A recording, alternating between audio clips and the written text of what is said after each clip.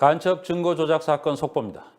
검찰 특별수사팀이 국정원 대공수사팀 직원과 정보원을 잇따라 체포 구속했습니다.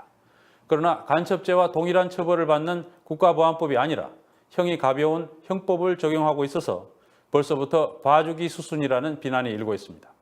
한편에서는 국정원을 감싸는 보수 언론의 횡포가 도를 넘고 있습니다. 정유신 기자의 보도입니다. 이번 간첩 증거 위조 사태와 관련해 처음으로 구속된 국정원 정보원 51살 김모 씨의 혐의는 위조 사문서 행사죄입니다. 국정원 직원의 지시로 삼합변방 검사참 명의의 위조 문서를 만들어 국정원에 넘김 혐의입니다. 검찰은 여기에 모해 증거 위조죄란 생소한 이름의 법규도 적용했습니다. 모혈한 목적을 가지고 누군가에게 해를 끼친다는 뜻으로 수사나 재판을 받는 사람에게 해를 끼칠 목적으로 증거를 유지하거나 사용한 경우에 적용합니다. 검찰은 김 씨에게 해당 문건을 요구한 국정원 대공수사국 소속 비밀요원 김모 과장에게도 같은 혐의를 적용한 것으로 알려졌습니다.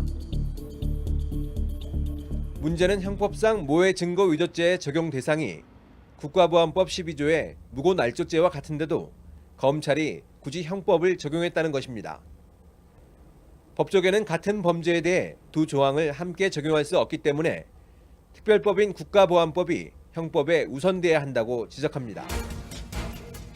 모해 증거 위조죄의 법정 최고형은 징역 10년인데 비해 국보법상 무고날조죄는 간첩죄와 똑같은 형에 처하도록 하고 있습니다. 사형이나 무기징역 또는 징역 7년 이상에 해당돼 훨씬 무겁습니다. 이 유우성 씨 사건에서 처벌받게 하려고 했던 죄가 바로 간첩이에요. 국가보안법에서 정한 규정이라는 것이죠. 그러면 당연히 법 논리상 당연히 국가보안법상 무고날조로 옮겨가서 거기서 적용될 수밖에 없는 구조인데 저희들이 봤을 때는 상당히 모순된 법 적용을 보여주고 있다. 국가보안법에 대한 유명 해설서에도 같은 기준이 등장합니다. 국가보안법이란 제목의 이 책은 다름 아닌 현 황교안 법무부 장관이 쓴 책입니다. 모해 증거인멸죄에 대응하는 범죄 요건이 충족되면 특별법인 국보법이 우선 적용된다고 밝히고 있습니다. 황 장관은 특히 이 책에서 국보법상 무고날조죄에 대해 타인에게 형사처분을 받게 할 목적으로 확정적으로 인식하지 않아도 미필적 인식으로도 족하다고 명시해놨습니다. 위조가 의심되는 상황을 외면한 것만으로도 국보법 적용이 가능하다는 의미로 해석됩니다. 이 경우 유우성 씨 사건 담당 검사들까지 국보법 위반에 해당될 가능성이 높습니다. 실제로 공소유지를 맡은 검사들은 지난해 9월 진본 출입경 기록을 미리 받고도 한 달 뒤 내용이 전혀 다른 위조된 출입경 기록을 법정에 냈습니다. 또 비공식적인 경로인 국정원을 통해 확보한 증거를 공식적인 경로로 받았다고 재판부를 속이기까지 했습니다. 국가보안법상 날조로 가면 그 지휘부에 대한 책임과 수사가 불가피할 것이다 라고 생각이 듭니다. 그렇기 때문에 검찰 입장에서는 어떤 지휘부에 대한 책임을 맡고 꼬리 자르기 하기 위해서 국가보안법 적용을 굉장히 주저하고 있는 것이 아닌가 이렇게 생각이 들어요. 직접적으로 이 유우성 씨가 간첩이 아닌 것을 알면서 간첩으로 몰고 가려고 했었다라는 것을 자기 스스로 인정하는 것이 되기 때문에 그렇게 하지는 않고 어쩔 수 없이 지금 모해 목적의 증거 위조죄를 적용하는 것인데 사실상 앞뒤가 맞지 않는 것입니다. 이에 대해 윤곽근 특별수사팀장은 아직까지 수사가 진행 중이라 국보법상 무고날조죄를 적용할 만큼 사실관계가 확정된 것이 없다고 해명했습니다. 그러나 검찰이 국보법 적용을 사전에 차단하려고 하는 배경엔 간첩 혐의로 재판을 받고 있는 유 씨의 공소유지를 강행하기 위해서란 지적도 나옵니다.